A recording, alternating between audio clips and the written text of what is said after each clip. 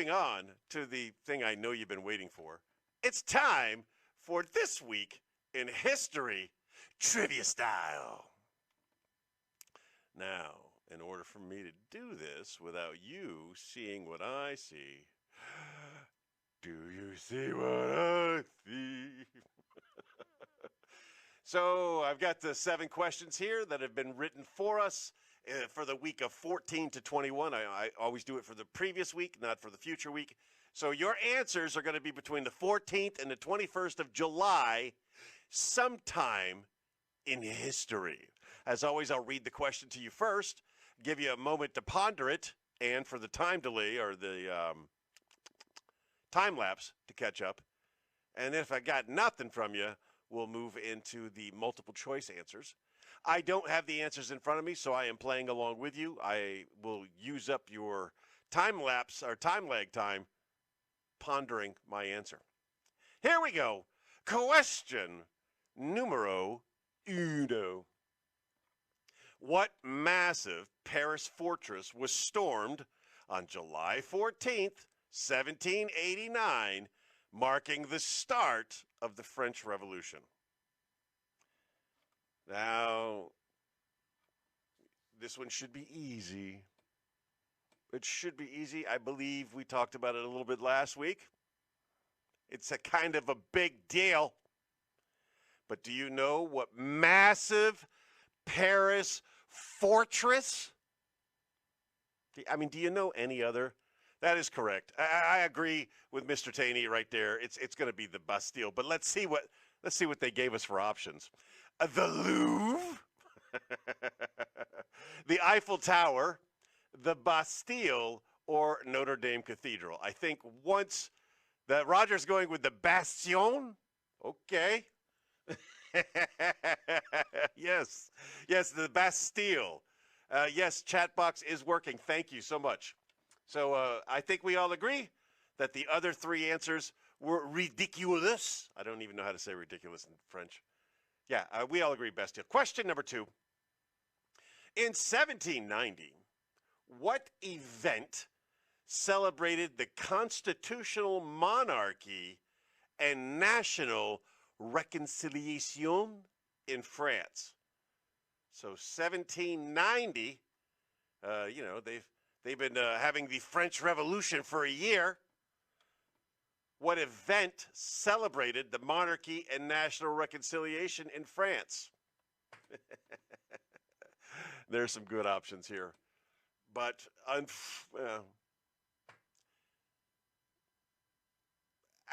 don't know what to say, okay? If you can put 2 and 2 together, you know that there was the storming of the Bastille that started the French Revolution. And then there was this other thing used to celebrate the end of the revolution about a year later. Any idea what that could be? I am going to give you your multiple choice options. Is it Bastille Day, the Fête de la Fédération, the storming of Versailles, or the Reign of Terror? Those are your options. I think you can figure it out. I think we all know the answer. I think it's a twofer. But I'll allow you to put them in when you're ready. For those of you who are playing along in the future, you don't get any points. But you do get, look at that. You learned something. It was the Bastille, and it's Bastille Day, and Reign of Terror. You know what? It's possible that could be the correct answer. I don't think it is. Reign of Bastille Terror. And that is hilarious. I love that. Somebody give him a laughy face emoji. All right, question number 3. What notable event occurred on July 14th, 1853 in New York City? Was it the opening of the first subway line, the World's Fair at the Crystal Palace, the signing of the Declaration of Independence, or the construction of the Brooklyn Bridge? What notable event occurred on?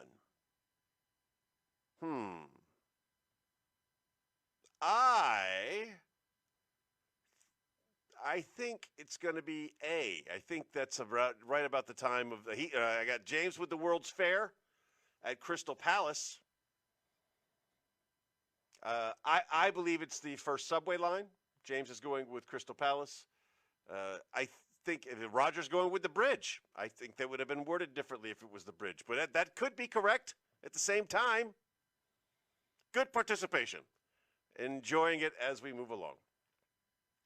I'm surprised Tegan isn't here because she's online. I know she's liking other things I've said. Question number 4. Which Roman Catholic Pope began his reign on July 21st? You see, they didn't put the date, the year in. Ha. So you got to really know your papacy history to get this one right. Or reasonable deduction, you could figure out which pope began their reign, I don't believe it's called a reign, on July 21st. Was it Pope Francis, Pope Benedict XVI, Pope John Paul II, or Pope Saint Pontianus?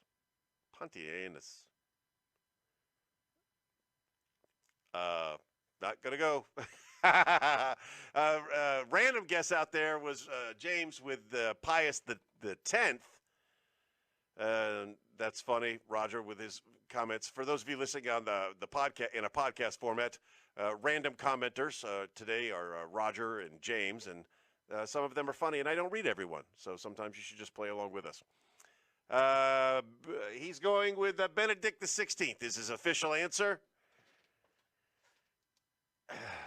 I don't know why they would expect us to know that. 16 at 21, I don't see anything there.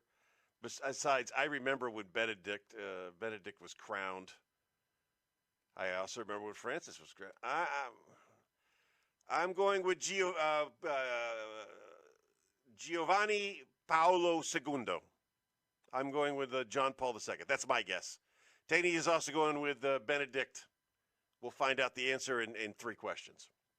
Next question, in 1420, what battle took place at Witkov-Zizka's Hill in Prague? 1420, what battle took place at Witkov-Zizka's Hill in Prague? I don't know. I didn't really do good in my 1420s history studies. Here are your options. Was it the Battle of Agincourt, the Battle of Waterloo, the Battle of Witkov, or the Battle of Trafalgar? Well, I apparently knew more about Witkov in 1420 than I thought. I'm going with C. When in doubt, Charlie out. Hey, Mr. Dexter has decided to join us. Not the murderous one, the cool one.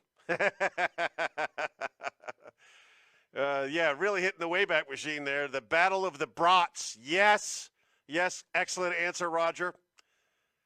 Mr. Taney is Waterloo is in France, correct. I don't think we need to break this down any further. Let me again read the question to you and read the answers to you, and then we're going to move on, okay? In 1420, what battle took place at Witkov-Zizka's Hill in Prague? The Battle of Agincourt, the Battle of Waterloo, the Battle of Witkov, or the Battle of Trafalgar? Yes, Trafalgar was Navy. Witkov is Roger's official answer. Waterloo was in France. James is just coming up with, yes. Who's the admiral at Trafalgar? There's Smarty Pants. Question number 6. That's a freebie. Uh, question number 6. Who set fire to the Temple of Artemis in Ephesus, one of the 7 wonders of the world, on July 21st, 356 BC? Lord Nelson, that is correct. Did not set the fire. Yeah, I'm answering a different thing. I'm answering a comment to the Trafalgar question. Who set fire to the Temple of Artemis, which was the Temple of Diana, which is a place I've actually been to? It was one of the 7 wonders of the world, and it is, it wouldn't take much. It really wouldn't take much to rebuild it. We have the technology, we have the means, we knew what it kind of sort of looked like, but all of the marble has been sold off. The entire structure's gone. There's a little bit of a footprint inside the pond there. Prius Peronius.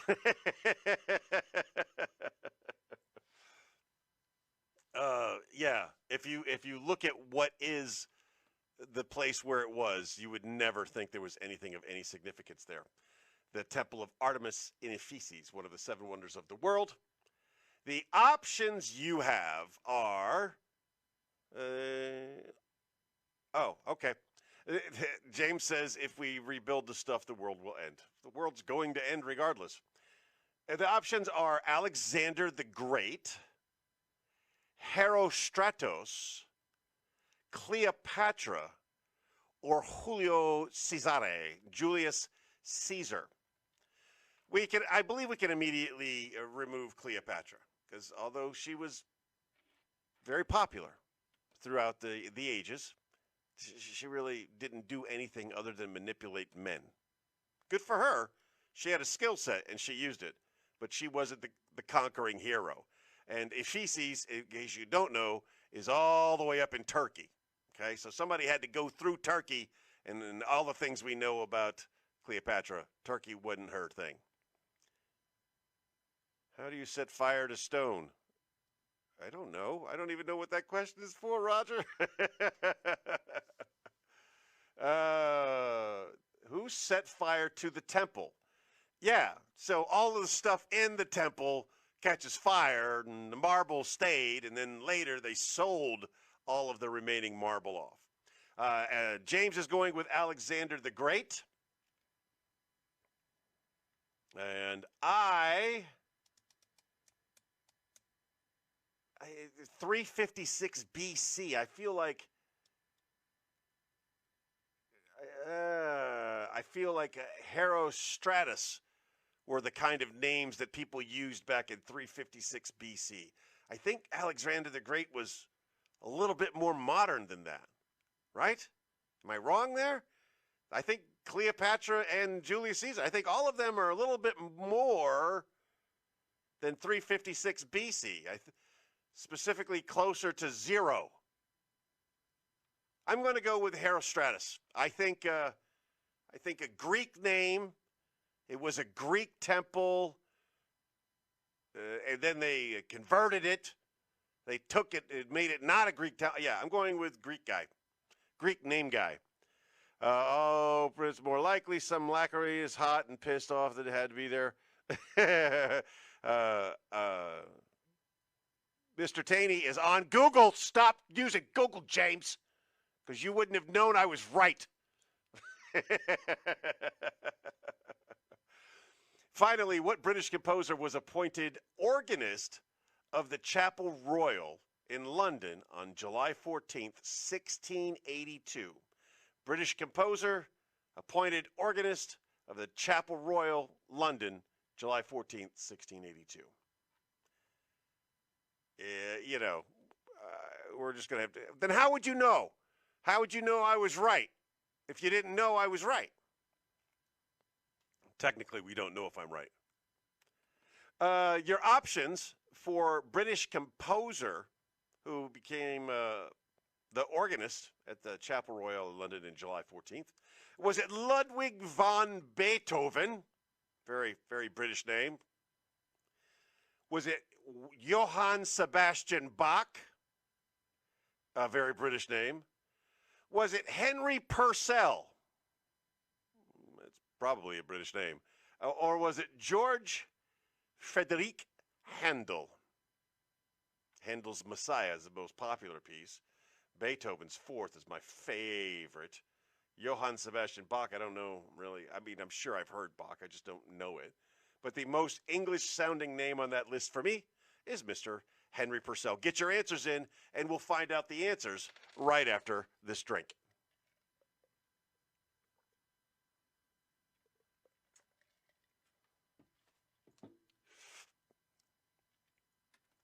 I got Henry, and I got another Henry, so we're all going to go with Henry because it's the most British-sounding name. It seems like it's appropriate. Here we go with our answer check. Let's hope we get let's go 7 for 7. Come on, baby. Let's do this. Haven't done it yet. Might as well try. Oh, Hungarian Grand Prix today. Let's go red. Number one, massive fortress in Paris, of course, was the Bastille. Good job. Oh, holy cow. Tim showed up before we ended.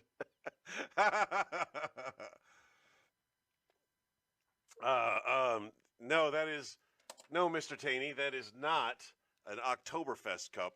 That is an Italian cup from the place I used to drink my beer in Gaeta, and they gave that to me before I left, and it warms the cockles. All right, so question number one, the massive fortress, of course, was the Bastille. Son of a gun! Question number two, we got it wrong. We all got it wrong. It made too much sense. The event celebrated the constitutional monarchy and national reconciliation after the French Revolution was the Fête de la Fédération. We all said Bastille Day. Well, one of these days we're going to go 7 for 7. Number three was the World's Fair in New York City. Good job, Mr. Taney. You got that right. Pope Pontianus was the Pope that was crowned on the 21st of July. We didn't have, I'm sucking. Thank God we got question number 5 right. Question number 5, what battle took place at Witkov-Zitka's Hill in Prague? Was the Battle of Witkov, thank God. Who set the temple on fire? It was Herostratos. That was just reasonable deduction. That's all that was. I had no idea who did that, even though I've been there. And question number 7, we all agreed, and I think Tim jumping in late also agreed, that the guy named Henry Henry was his guess too. So Henry, so there it is. That has been the supplemental. We did your National Days of the Week. We did the lemonade stand thing for those of you in and around the greater Harrisburg metropolitan area here in Pennsylvania. And we finished it up with a little trivia contest. And this is a great way to start your Sunday. It's a good time had by all. Me and Chickbrew will be taping a new episode of the Lunsb Show tonight.